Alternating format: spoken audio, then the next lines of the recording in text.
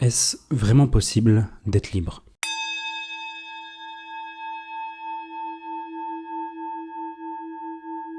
J'ai eu la chance d'être contraint à commencer ma vie assez jeune. J'étais beau, puissant, assez respecté, j'ai gagné bien ma vie. Je bossais dur et savais que l'école ne m'aiderait pas à atteindre mes objectifs. Quel objectif? Je ne savais pas vraiment. Après tout, c'est pas comme si quelqu'un nous aidait à trouver notre voie. J'ai compris que le travail paie. Et mon environnement à ce moment-là ne m'encourageait pas vraiment à penser autrement.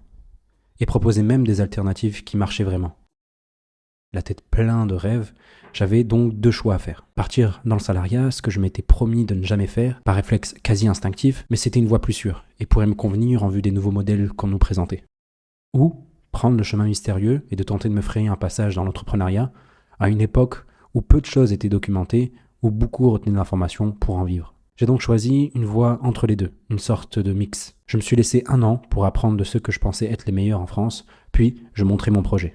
Mais au fond de moi, je le savais, j'avais fait un pacte avec le diable. Et ce pacte m'aura enchaîné pendant 5 ans, contrairement aux 1 an initiaux dont je m'étais promis de faire. Comme dirait l'autre, à qui troque sa liberté pour sa sécurité ne mérite ni l'une ni l'autre. Les premiers signes d'alerte furent la prise de poids, la négligence de ma santé, la caféine à des heures impossibles, la cigarette pour décompresser, puis le Covid est arrivé et le monde s'est arrêté. Et seul avec moi-même, le constat était dur à avaler, et ça a empiré.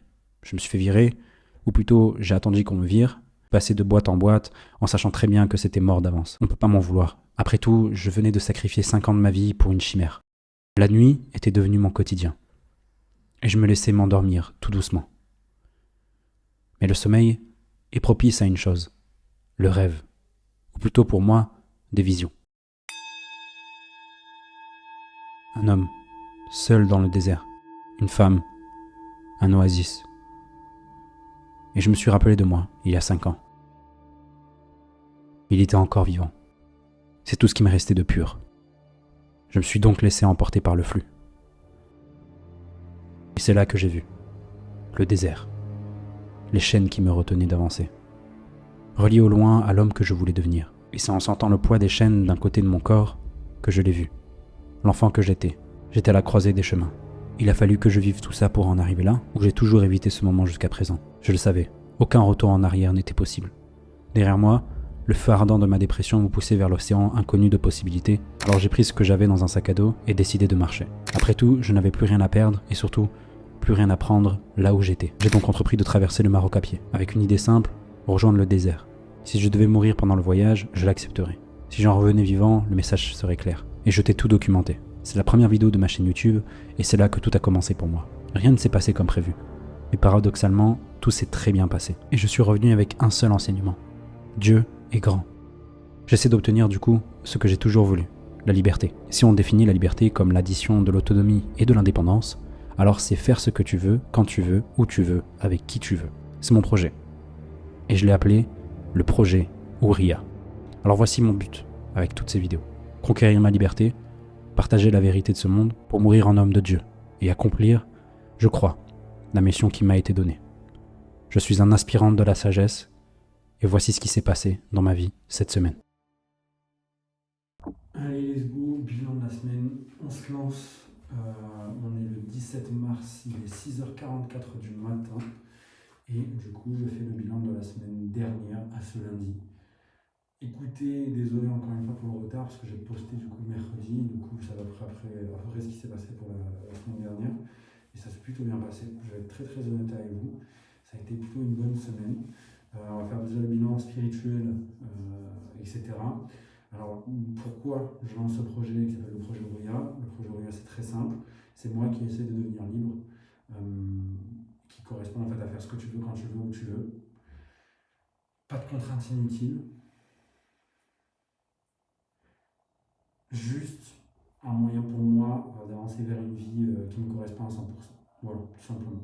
Pourquoi c'est important pour moi? Parce que pour moi, je pense que c'est la seule manière de vivre.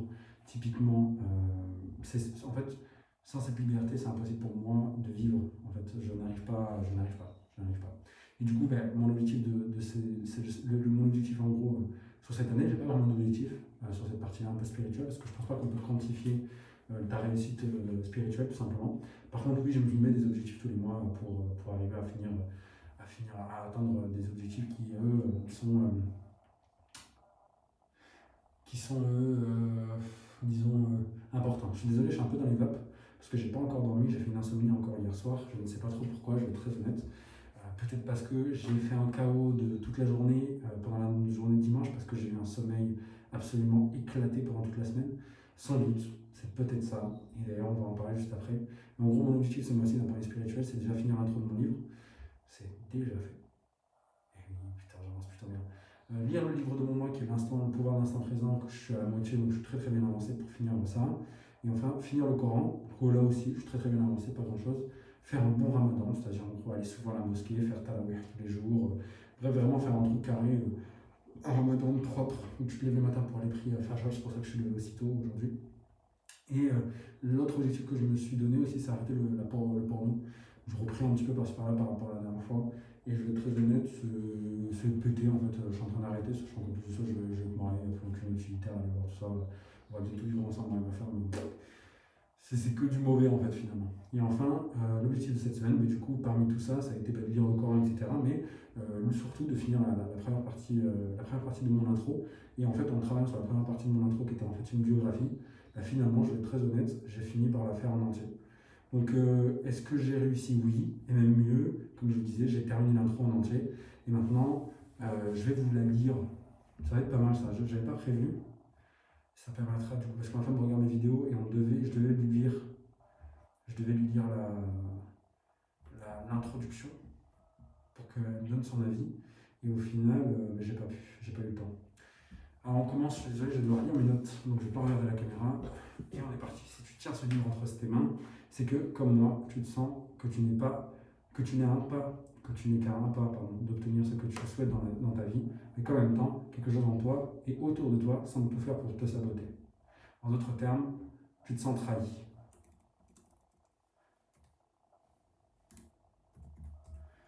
Trahi. Aussi longtemps que je me souvienne, ma vie a été marquée par des trahisons. Certaines que j'ai provoquées, consciemment ou inconsciemment, et d'autres que j'ai subies. Et parfois, quand on se retrouve seul face à soi-même, une question finit toujours par surgir. Pourquoi? Pourquoi c'est aussi dur? Pourquoi faut-il autant lutter? Pourquoi le monde semble-t-il conspirer contre nous alors qu'au fond, on sait qu'on n'est pas mauvais? Et pourtant, quelque chose en nous, autour de nous pousse à sans cesse à nous conformer, à nous éteindre, à rentrer dans les cases, et à devenir des zombies que l'on croise tous les jours. Sauf que je me rends compte que c'est pas du tout ça. Il y a une version bien plus courte.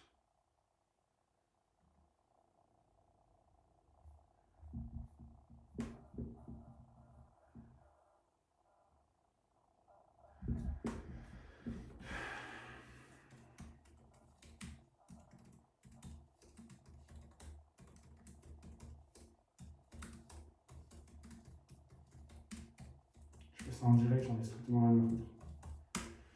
Désolé, hein. Alors on reprend. Si tu tiens ce livre entre tes mains, c'est que, comme moi, tu te sens que tu n'es qu'à un pas d'obtenir tout ce que tu fais dans ta vie. Mais qu'en même temps, quelque chose en toi et autour de toi semble tout faire pour te saboter. En d'autres termes, tu te sens trahi. Alors, aussi longtemps que je me souvienne, ma vie a été marquée par des trahisons. Celles que j'ai provoquées, consciemment ou inconsciemment, celles que j'ai subies. Et parfois, quand on se retrouve seul face à soi-même, une question surgit. Pourquoi?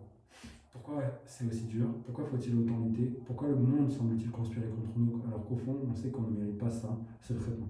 Toutes ces questions n'en forment qu'une seule. Est-il vraiment possible d'être libre? J'ai eu la chance ou la contrainte de devoir commencer ma vie assez jeune. J'étais beau, puissant, respecté. J'ai gagné ma vie et je bossais dur. Et très tôt, j'ai compris que l'école ne m'aiderait à pas atteindre mes objectifs. C'est un peu l'intro finalement de cette vidéo. Quel objectif? Je ne savais pas encore. Après tout, personne ne nous apprend à trouver notre voie. Mais j'avais compris une chose, le travail paie. Mon environnement, lui aussi, ne m'encourage pas à penser autrement. Au contraire, il propose même des alternatives bien plus rentables. À cette époque, j'avais la tête pleine de rêves. Deux choix s'offraient à moi. Le premier, me plier au salariat, une option qui, bien que plus sécurisante, me répugnait presque instinctivement. Pourtant, avec les nouveaux modèles qu'on nous vendait, elle aurait pu sembler acceptable. Le second, plonger dans l'inconnu, tenter de me frayer un chemin dans l'entrepreneuriat à une époque où l'accès à l'information était verrouillé par ceux qui en vivaient. Je faisais une voie entre les deux, une sorte de mix. Je me suis donné un an pour apprendre de ceux que je considérais comme les meilleurs en France, puis je lancerai mon projet. Mais au fond de moi, je le savais, j'avais fait un pacte avec le diable. Un pacte qui, au lieu d'1 an, m'a pris 5 ans de ma vie. Les premiers signes d'alerte ont été physiques. Prise de poids, négligence de ma santé, caféine à des heures impossibles, cigarettes, drogue pour compenser. Puis est arrivé le Covid. Le monde s'est arrêté et seul avec moi-même, le constat a été brutal. La nuit est devenue mon quotidien. Lentement, je me laissais sombrer.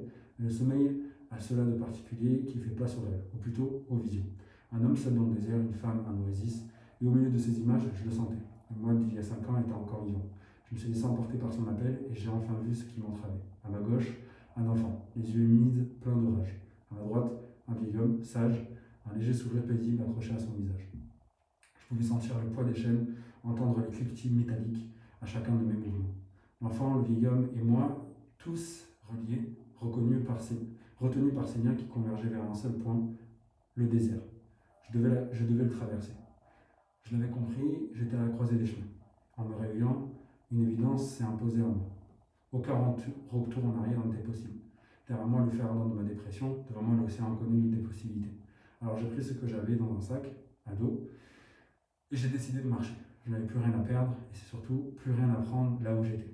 J'ai entrepris de rejoindre le désert à pied, avec une idée simple, rejoindre l'appel qui m'a été fait. Si je devais mourir en chemin, je l'accepterais. Si je revenais vivant, le message était clair. Tout cela, je l'ai documenté dans la première vidéo de ma chaîne YouTube. Rien ne s'est passé comme prévu, mais paradoxalement, tout s'est parfaitement bien passé. Et c'est là que tout a commencé, car je suis revenu avec une seule certitude, Dieu est grand. Depuis, je poursuis ce que j'ai toujours cherché, la liberté. Si on définit comme l'addition de l'autonomie et l'indépendance, alors être libre, c'est faire ce que tu veux, quand tu veux, où tu veux, avec qui tu veux. Mais pour atteindre cette liberté, il faut avant tout une bonne base, une base mentale, pour comprendre ce qui se passe autour de toi, qui se passe en toi et autour de toi, et pour être prêt le jour où tout s'arrêtera. Une base matérielle pour bâtir une rampe de lancement et donner forme à cette liberté dans le monde physique. C'est ce que j'ai compris, c'est ce que j'ai appelé le projet ouvrier. Au moment où j'écris ces livres, nous sommes le 15 mars 2025. Je suis sur le point de me marier avec la femme que je voulais dans mes visions. Cela fait un peu plus d'1 an que j'ai lancé mon entreprise et je suis sur le point d'en vivre. J'ai quitté l'environnement toxique dans lequel j'étais, mais surtout, j'ai une vision claire de ce que je veux construire. Et 10 ans plus tard, et là normalement je mettrai à cet endroit-là tout ce que j'aurais accompli 10 ans plus tard. Et enfin, on passera à la deuxième partie de l'introduction, la deuxième partie de l'introduction, c'est répondre à la question pourquoi j'écris le livre. Donc pourquoi j'écris ce livre? Ou plutôt, quelle est la promesse que je te fais en échange d'un cadeau que tu m'as fait en prenant le temps de lire ces livres? Le monde est complexe, il nous façonne, nous impose des règles, nous freine parfois, sans qu'on s'en rende compte. Mais au-delà de ces contraintes extérieures, il y a aussi celles que nous portons en nous. Ce livre ne t'apportera pas de solution toute faite. C'est une boussole, une carte, une encre, un repère auquel tu pourras revenir dans les moments de doute comme dans ceux de clarté. Il est divisé en 3 grandes parties, les limites physiques, les seules qui s'appliquent à tous, sans distinction. J'ai fait en sorte que tout soit clair, applicable et en lien avec nos vies. Les limites imposées par la société, sans doute la partie qui m'a pris le plus de plaisir à écrire. La société est un jeu aux règles invisibles. Comprendre ces règles, c'est reprendre le contrôle. Les limites que tu t'imposes à toi-même, cette partie sera la plus difficile, car elle mettra en lumière les contraintes que tu t'imposes au niveau de ton corps, de ton esprit et de ta spiritualité. L'original de ce livre contient un appendice avec des outils et des stratégies réservées à ma famille et à mon cercle proche. Par contre, si tu veux faire un premier pas, je t'invite à rejoindre. Du coup, je mettrai peut-être mes réseaux sociaux où je partage davantage avec ceux qui veulent aller plus loin. Et en gros, voilà, c'est un peu ça l'introduction. Je mettrai un truc, du coup, est-ce que tu es prêt, du coup, et après on partira peut-être sur la première partie qui parlera du coup des lois physiques. Donc c'est ça que j'ai réussi à sortir. Je me suis déjà dépété, donc ça allait super vite pour être honnête. Là où j'aurais pris, je pense, une bonne journée pour écrire tout ça, ChatGPT m'a forcément énormément aidé Ensuite, donc du coup, une fois que ça s'est fait, je vous ai mis mon introduction, c'est un peu ce que j'ai produit cette semaine. Du coup, on peut continuer sur le bilan physique. Bilan physique, on va regarder directement mon tracking. Mais écoutez, on va faire le bilan tout simplement de mes calories, etc. Où on en est. Déjà, j'ai dépassé mon niveau de calories, ce qui fait que j'aurai un résultat qui est assez nul, puisque je suis à... Bon, je vais être honnête, j'étais à 55% de qualité de sommeil cette semaine. C'est catastrophique. C'est vraiment catastrophique. Ce qui fait qu'en plus de ça, ça m'a permis de gagner du poids parce que tout simplement, je dormais mal. Et en plus de ça, on rajoute le fait que je brûlais, je mangeais 3000 kcal alors que j'en brûlais 2900 à peu près sur cette semaine. Ce qui fait que j'ai perdu du poids, certes, mais j'ai gardé le même niveau de body fat, ce qui est assez bizarre pour être honnête, en prenant la mensuration hier. Mais j'ai perdu presque 1 kilo cette semaine par rapport à la semaine dernière, donc ce qui fait que sur ces 2 dernières semaines, j'ai perdu plus d'1,5 kg. Plus d'1,2 kg, on va dire. 1,1 kg. 1,2 kg, ouais. 1,2 kg. Donc voilà, je comprends pas trop pourquoi je suis au même body fat. Par contre, je le vois sur les photos, ou même dans le miroir, que je suis un peu plus sec, c'est très bizarre. Donc voilà, vraiment cette semaine, pas ouf. Je vais être honnête avec vous, 18,6% de body fat. J'ai perdu 1 kg, et pourtant j'ai le même pourcentage body fat. Je comprends pas. Après, je me suis pas entraîné des masses, et je vais être honnête avec vous. Cette semaine, on a mangé comme des cochons avec ma femme et c'était peut-être un petit peu ça sur la fin de semaine, peut-être ça qui a fait que ça a joué. Ensuite, bilan financier, c'est peut-être là qu'il y a eu le plus beau, les plus belles perfs pour cette semaine. C'est vraiment là le gros coping que j'ai eu. Mais avant tout, regarde, pourquoi c'est important? Je voulais dire pourquoi c'est important que je sois en bonne santé, quels sont mes objectifs avec cette perte de poids. C'est d'atteindre 10% de body fat le jour de mon anniversaire, qui est en début juillet, qui est pile au milieu de l'année, pour ensuite faire une prise de masse, prendre du muscle sur le reste de l'année. En gros, j'aimerais bien voir mes abdos, mais d'un autre côté, ça me casse les couilles. J'avoue que là, je suis pas trop motivé à faire cette perte de poids. Je comprends pas trop pourquoi je fais ça. Et j'ai vraiment très peur des fois que je fais ça parce que, en fait, c'est stylé d'avoir des abdos. Alors, je m'en bats les couilles. Je m'en bats les reins d'avoir des abdos. Je veux être en bonne santé. Mais avoir des abdos, je sais pas si c'est stylé, j'aimerais bien. C'est bien pour les photos, mais je fais pas de photos. Donc, je sais pas trop. Non, bref, c'est ça l'objectif, mon objectif corporel. Donc on n'est pas bien parti, je vais être honnête, ça veut dire que j'ai presque 8% à perdre de body fat en maintenant 3 mois, là, 2 mois, 3 mois et demi. Et flemme, tu vois, genre vraiment j'ai la flemme, je me dis je vais parler de ma famille, etc. Je comprends pas trop ce délire, si c'est pour au final cacher son corps, parce que je vais pas montrer mon corps sur les réseaux sociaux. Et d'un autre côté, je vais dire, mais si tu le fais pour toi, c'est pour te voir dans la glace, mais je me trouve déjà bien. Je vais dire, oh, mais en fait, tu pourrais être mieux, ouais, c'est vrai, je pourrais être mieux. Ou je pourrais juste être moi. Voilà. Et si ça ne plaît pas à des gens qui allaient se faire enculer, tu vois, j'ai envie de te dire, pour être honnête. Bref, pourquoi j'ai fait tout ça? Pourquoi je veux gagner de l'argent? Pourquoi c'est si important, putain, l'argent? Hein? Pourquoi je suis un capitaliste? Pourquoi je suis un mec de droite, moi? Ouais. Parce que, déjà, pour être libre, il faut une base solide, spirituelle, santé, esprit sain. Et un bon indicateur d'un esprit sain, même si c'est très relatif quand je vais dire ça, c'est comment tu fais de l'argent et surtout comment tu le dépenses. Alors, si tu as un esprit sain, donc tu as une âme saine, donc tu fais de l'argent sainement et tu le dépenses de manière saine. Je connais des gens qui ont fait beaucoup d'argent très vite, qui ne dépensent pas leur argent sainement et qui sont des sacrés trous de balles, tu vois. Et j'ai failli en tuer plus d'un, d'ailleurs, j'ai failli en bombarder plus d'un. Ils se reconnaîtront s'ils regardent mes vidéos chaque semaine en secret. Et donc du coup, dans l'idée, mon objectif il est simple, à long terme, c'est de financer une ferme autonome. En fait, je veux construire un truc très sécuritaire, un truc dans lequel je pourrais me retrouver et qui sera un peu une base de commandement pour le reste des opérations de ma vie, de manière générale. Donc du coup, je pense que ça se résumerait à une ferme autonome. Donc un endroit ultra sécurisé, fermé par des clôtures de 75 mètres avec des corridors, limite des mecs qui tirent sur des gens s'ils approchent. Non, je suis pas un fou furieux, mais voilà, un truc bien sécurisé, bien costaud en termes de sécurité, avec une source d'énergie autonome à l'intérieur, une source de nourriture autonome, une source de divertissement autonome. Bref, une vraie maison dans laquelle je pourrais rester 10 ans et il ne se passe rien. Si tout éclate autour, il ne se passe rien. Pourquoi je fais ça? Parce qu'en fait, je suis très honnête avec vous, je ne sens pas que le monde va aller de mieux en mieux. Pas que je pense que je suis pas sûr sur le fait qu'on aura de moins en moins de ressources et tout ça. Je vais être honnête, à ce moment-là, je n'ai pas encore lu. Je ne suis pas encore en train de travailler la partie 2 du livre justement pour pouvoir répondre à ces questions. Mais voilà, je sens que ça va péter, quoi. Je sens qu'on va vraiment se foutre sur la gueule. Je ne sais pas pourquoi, mais même au-delà de ça, c'est toujours bon d'avoir quand même un petit truc pour se protéger. Donc, je suis vraiment partisan, j'aime pas trop avoir. Le risque, ça me plaît pas, malgré que j'ai pris du gros risque dans ma vie des fois. Je sais pas, tu vois, là, je commence à me calmer un petit peu plus. Peut-être c'est le mariage, peut-être c'est le fait que tu regrandis, etc. Mais j'ai envie d'avoir un peu de sécurité parce qu'il y a un vrai plaisir à avoir un esprit serein dans un monde incertain, tout en sachant très bien que tout peut s'arrêter demain, tu vois. Et ça, je veux gagner ça, je veux avoir ça dans ma vie. Et donc, du coup, mon goal de cette année, mon goal, on va dire général, c'est de construire une épargne solide pour ensuite financer ce projet et pour ensuite y vivre, en gros. Et donc, du coup, qui dit financer un tel projet dit épargne, dit mettre de côté, du coup. Et moi, je ne sais pas mettre de côté. Dans la vie, j'ai gagné très très bien ma vie à des moments et je dépensais tout mon argent. Tout mon argent. Et je mettais un point d'honneur d'ailleurs. Pour moi, c'était hyper important de dépenser tout mon argent tous les mois, pour la simple et bonne raison que je trouvais ça inutile et qu'il fallait mieux dépenser cet argent, profiter de ton argent. Et je peux vous dire qu'il y a des moments de ma vie où j'étais très jeune, je faisais des 16, 17, 18 ans, 19 ans, 21 ans, et je faisais des 5-6 000 euros par mois de manière extrêmement légale, sans faire quoi que ce soit de bizarre. Et franchement, j'ai toujours dépensé mon argent comme un cochon, que ce soit en voyage, que ce soit en resto, que ce soit en conneries. J'ai payé aussi des trucs pour pas que mes parents aient à tout payer. Je payais ma voiture, mon permis, ce genre de trucs. J'ai fait ça sans plancher. Je suis parti aux États-Unis pendant 3 mois où j'ai dépensé comme un gros cochon. C'est là où la grande partie de mon argent est partie d'ailleurs, j'ai envie de dire. C'est pendant ce voyage où j'ai vraiment dépensé sans compter, quoi. Vraiment, vraiment, vraiment, vraiment. Où j'étais parti comme un échange, comme une sorte d'échange étudiant. Je payais les restos à tous les étudiants, je les emmenais en activité, comme si c'était mes enfants, tu vois. Et plus des trucs où j'ai dépensé moi-même bêtement.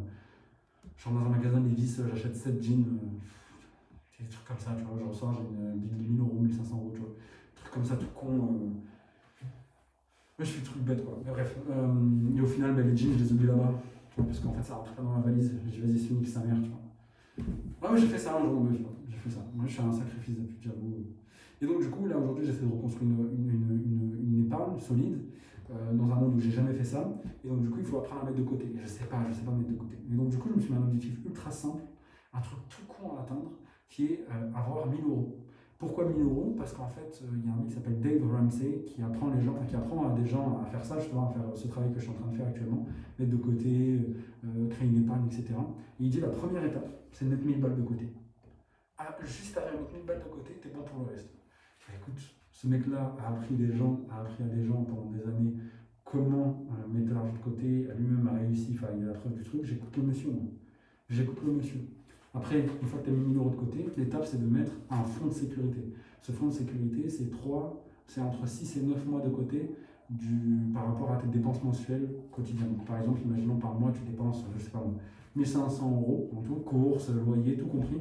Il faut que tu fasses 1500 fois 6 ou 7, ou enfin 6 ou 9, et c'est ton épargne de sécurité. Il faut que ce soit sur un compte que tu peux retirer facilement, très rapidement en cas de coup dur, et que tu peux potentiellement faire fructifier au-delà de l'inflation, etc. Donc ça, je suis déjà là-dessus, et ça a été déjà d'ailleurs le premier objectif de cette semaine, c'est de trouver du coup un actif financier qui est non seulement très liquide, qui peut être retiré sans pénalité, qui peut battre l'inflation et qui est Islamic compliance. C'est-à-dire en gros, il fait pas, c'est pas, comment te dire, c'est pas, il fait pas les bas, il n'est pas dans des secteurs bizarres. Et j'ai fait mes recherches, j'ai trouvé quelques petits trucs pas mal.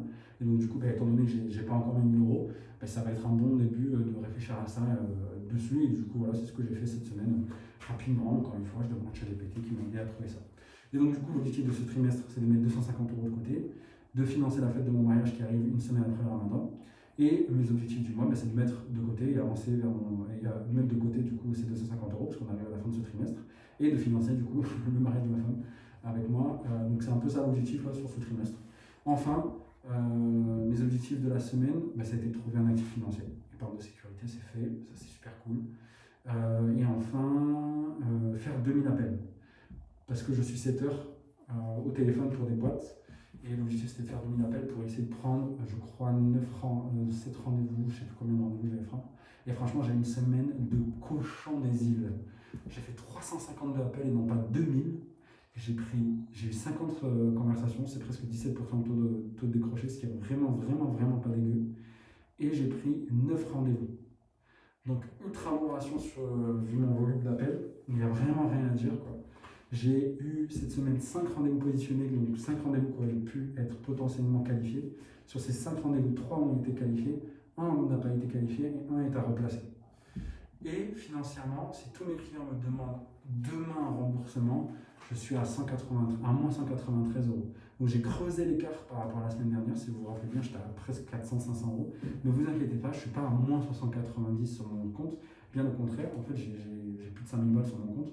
Mais si demain tous mes clients me demandent un remboursement de tous les rendez-vous que je leur ai facturés, parce que je vends des packs de rendez-vous, c'est un paiement upfront, ils me disent ok, moi j'aimerais avoir 10 opportunités de business, voilà l'argent, puisque c'est 300 euros. Là j'ai augmenté mes prix, mais avant c'était 250 euros, c'est ça que j'ai facturé à mes clients actuels. Je fais le calcul très simple, je fais 10 fois 250, ça fait 2500 euros.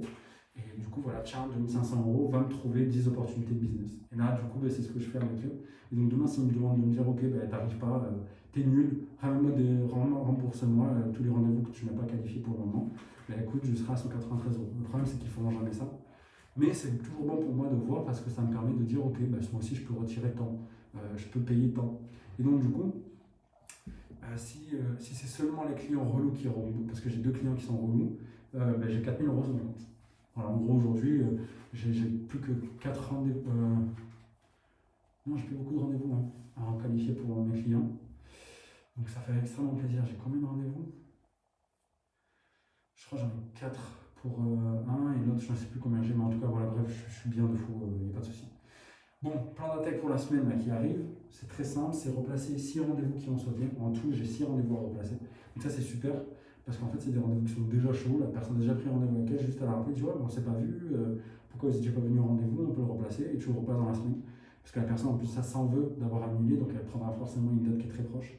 Et 7 rendez-vous, où elle te dira clairement c'est pas qualifié, donc ça sert à rien de la recontacter, et au moins tu sais que c'est mort, quoi, tu vois. Et j'ai déjà 7 rendez-vous déjà positionnés. Avant de lancer cette vidéo, de film, le tournage de cette vidéo, j'ai fait une relance à un des clients que je devais placer. Donc j'ai 7 rendez-vous à positionner. Donc grosse semaine en vue, potentiellement, qui est super importante avant de payer et qui permettra de payer mon voyage. L'objectif, c'est de prendre 9 rendez-vous, du coup, cette semaine, pour finir tous les packs en fin de mois. Et pour ça, je dois faire 1250 appels, ce qui est vraiment, vraiment super simple à faire. Donc voilà, c'était pour moi pour cette semaine. Il y a un truc qui s'est passé du coup en commentaire, je voulais revenir dessus parce qu'il y a plein de gens qui ont commenté la dernière vidéo. Et franchement, pour le coup, c'est trop drôle. T'as un mec. Bon, déjà, je vais faire une shout-out déjà à Hubert Temono. Merci beaucoup pour le soutien, frérot. C'est vraiment. Pardon, je t'appelle frérot, mais t'es en costume sur ta photo de profil YouTube, donc je pense pas que t'es un mec du ghetto, mais bien ghetto. Mais en vrai, Hubert, merci. Merci pour le. Alors, c'est Hubert Temono ou Hubert Emono, je sais pas. En tout cas, merci pour ton commentaire et ton soutien. Vraiment, ça me fait extrêmement plaisir. N'hésite surtout pas à envoyer un petit message sur Instagram. En description de la vidéo, tu as mon lien. Voilà, n'hésite surtout pas à même envoyer un mail via askwisespirant.gmail.com. Par contre, il y a un monsieur, je l'ai énervé. Remix 3681. Ouh là là, je t'ai énervé. Je l'ai senti. Là. Tu es arabe, tu peux dire des dingueries car c'est le rap qui a fait ça. LOL catalogué. Il dénonce. Hein. Vincent Lapierre, Papacito, Alain Soral. Là, on est sur du niveau, là, on est sur... Ben les gens, ils ont plein le cul des Arabes. Là, on est sur du niveau, là. Là, remix, t'es allé trop loin. Là, t'as dénoncé, là. T'as dit les termes. T'as dit ce que t'avais sur le cœur depuis 10 ans, là. Oui, je suis arabe, oui. Je parle arabe, en vrai. En vrai de vrai, je parle arabe. Je suis plus romain qu'arabe, en vrai. Parce que ma mère est algérienne, mon père est marocain. Donc ça veut dire qu'on est nord-africain. Et les nord-africains, ça faisait partie de la Numibie. La Numibie, c'était un truc qui appartenait aux Romains après ensuite. Ensuite, il y avait des berbères, donc je suis berbère, romain, un peu arabe. Genre, je suis plus proche de toi que toi, t'es proche de Hans dans la Bavière. Genre. Ah ouais, là, ça t'embouche un peu. Là. Donc je suis arabe si tu veux. Ouais, je suis arabe, ouais. Conversano, là. Toi, t'es conversano. Toi. Les gens ont plein cul, les arabes. Et après, il me rajoute quoi? Tu l'as joué à Jésus, là. Mais toi, tu te l'as joué à quoi? À qui? Hein? Non, toi, tu te l'as joué à qui? C'est qui ton exemple à toi, là? T'es là, tu dois avoir 30 ans, tu commandes des vidéos comme ça, là. T'as pas honte. Oh là là là là. Et après, tu te fais haga par Sarah. Après, on va revenir sur la haga de Sarah Tami. Mais tu te rends compte à quoi tu t'abaisses? Hein? Je vais lire la conversation après, mais tu vas voir à quel point tu t'abaisses. Il faut vraiment que tu te rends compte que tu t'as rien fait, frère. Genre, moi, ma vie va continuer. Je vais toujours vivre au Maroc. Je vais toujours m'en battre les couilles de la France. Et je vais toujours manger mon popcorn comme ça, là, en voyant ton pays en train de s'effondrer. Genre, vraiment, il faut que tu dois comprendre ça. Tu vois. Et c'est pas une dinguerie de dire ça. Tu vois. La dinguerie, c'est toi qui viens commenter sur mes vidéos en croyant faire bien les choses. Tu vois. Et d'ailleurs, j'ai même pas eu besoin de ta haga puisqu'en fait Sarah l'a fait. Donc je suis. Après avoir mis cela joue à la Jésus, mais toi tu te la joues à quoi là? C'est qui ton exemple à tout? Parce que monsieur est très chrétien. Je suis sûr qu'il va tous les dimanches à l'église. Il est vraiment un catholique pratiquant, tu vois. Alors que moi, Issa, c'est un de mes prophètes préférés, tu vois. Moi, voilà. Issa, c'est... Tu vois. Sauf que nous, tu vois, en islam, nous, il ne s'appelle pas Jésus, mais Issa. Et Issa, il ne tend pas l'autre jour. Tu comprends ou pas? Tu vois, parce que vous avez hérité du catholicisme. Et le catholicisme, il vous a dit, ouais, mais en fait, quand tu te fais enculer, redemande-en. Ben non, tu vois. Pourquoi? Parce qu'en fait, ta religion, ta religion, je ne suis même pas sûr que tu sois catholique, ta religion, elle a été écrite par des hommes, tu vois. C'est pas des vrais, c'est pas Dieu lui-même qui est venu, qui a donné. Et donc, du coup, il y a un mec qui est venu, il a dit, attends, qu'est-ce que je peux faire pour casser les couilles aux gens et les contrôler? Ben déjà, je vais créer le Vatican, et après, ensuite, je vais dire aux gens, déjà, je vais rien leur dire, parce que c'est moi qui vais contrôler les écrits, c'est moi qui vais faire les prêches en latin, comme ça, personne ne pourra comprendre. Et je vais leur dire tant l'autre jour. Alors qu'il n'a jamais dit ça, Jésus. Absolument. Enfin, Issa, il n'a jamais dit ça. Voilà. Bref, c'est pas très grave. Bref, reprenons. Sarah Duche 2398 qui rentre dans la conversation. Bonjour, désolé, je n'ai rien compris à votre phrase. Il y a tellement de fautes qu'elle est incompréhensible et illisible. C'est dommage, mais c'est révélateur du système dans lequel vous êtes un pur produit. Donc, déjà, parce qu'elle a raison de fou, tu vois. Déjà, tu fais des fautes, on comprend rien ce que tu dis. Et deuxièmement, ça se voit, t'as un trou du cul du système, t'as rien compris un peu. Ça se voit, tu vois. Ça se voit, t'as un peu un redneck un peu chelou, tu vois, t'es un peu bizarre quand même. Et ensuite, Sarah Duche, alors déjà, il n'y a aucune faute. Regarde la vidéo du mec en entier, tu verras que je réponds à l'une de ses phrases dans la vidéo. Et quel genre de système tu parles? Et attends, j'ai pas le temps de mettre des actions et tout. J'écris avec un clavier, moi, pas un téléphone qui corrige les fautes PTDR. Donc Sarah te répond, les fautes elles vous concernent, et pour quelle raison vous me tutoyez? Que Dieu me préserve, je ne vous connais pas. Après derrière, elle répond, elle refait un truc, un clavier n'a jamais empêché une bonne orthographe, je ne me sers pas d'un correcteur, mais de mon cerveau, savez-vous faire? Là j'ai envie de drop de mic, mais toi t'es bête, t'as continué à courir là-dessus, tu vois. Parce que là t'aurais dû arrêter de parler. T'aurais dû arrêter de répondre, mais t'as répondu parce que t'es très con. Sarah Duche, il répond du coup, Remix répond, aucune faute, j'écris très bien même, PTDR, donc tu sais, ça prouve le mec un peu premier de la classe. Oui, j'écris très bien. J'ai toujours été bon en français, voilà, qu'est-ce que j'ai dit? J'ai toujours été bon en français, que Dieu te préserve de quoi? Tu sais, c'est ta gueule, tu vois, genre. Dieu te préserve de quoi? LOL, ça se voit qu'en mettant LOL, t'as au moins 30 ans. Si c'était 40 ans. Je pense même que t'es un peu vieux, tu vois. Non, on se connaît pas, B-E-H, donc ça se voit que t'as 60 ans, t'as au moins 50 ans, tu vois. C'est mieux de se tutoyer que de se vous voyez, non? On n'est pas au temps du Moyen-Âge, lol, PTDR.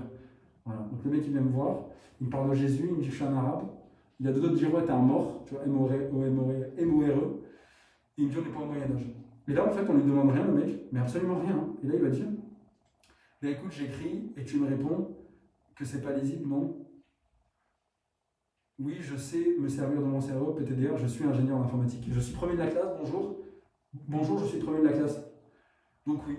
Et en fait, la meuf te dit, ça se voit que tu es issu de ce système, et toi, la seule chose que tu as comme argument à dire, c'est je suis ingénieur informatique et j'ai toujours été très bon en français.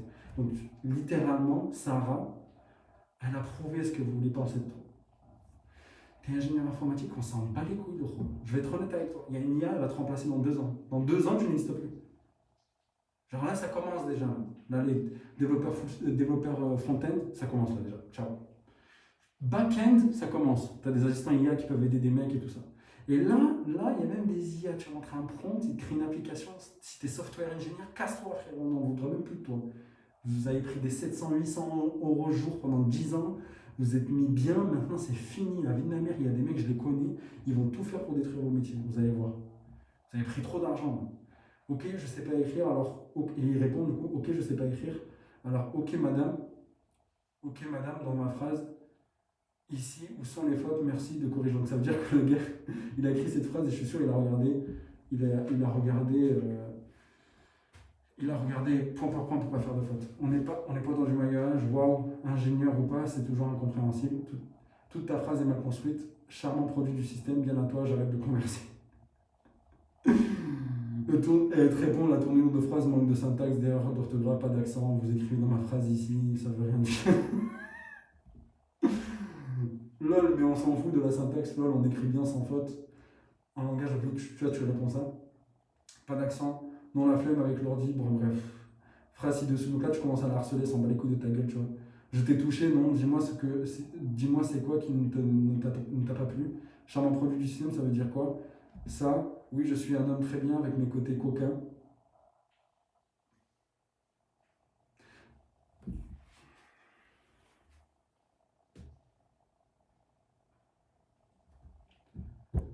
Je sais pas quoi dire. Je sais pas quoi dire. J'en ai marre de. Vous méritez tout ce qui vous tombe sur la gueule. Je vais être très honnête et je vais être très méchant. Hein. Vous méritez tout ce qui vous tombe sur la gueule. Ton côté coquin, va te faire enculer. Voilà, vraiment pour de vrai. Des fois, tu l'as écrit, bon, bref, vas-y, on s'en fout. Mais dans l'ensemble, ça va, j'ai encore du cœur avec les gens de la sympathie, mais bon, il m'en reste plus beaucoup. Vas-y, il se fait genre en mode, c'est un dark boy un peu, genre il se laisse pas faire, tu vois. Et en même temps, il est un peu coquin, ça veut dire qu'il fait des trucs pas. Hein, il se laisse pas faire, et en même temps, il est coquin, quoi. Hein, tu fais enculer, tête à la mer, voilà. Tu mérites tout ce qui t'arrive, frère. J'espère que t'es célibataire, je suis sûr, ou t'as une dinde, frère, elle doit faire 120 kilos, frérot, je suis sûr et certain, frère. Vous avez tout dit et vous confirmez être un pur produit du système. Merci Sarah. Sans vouloir vous enfoncer, je trouve nos échanges ennuyeux et je vous trouve ennuyeux et pas intéressant. Je vous souhaite donc une bonne soirée. Et là, Sarah, elle te répond plus. Et tu arrives quand même à dire un pur produit du système, majuscule. PTDR.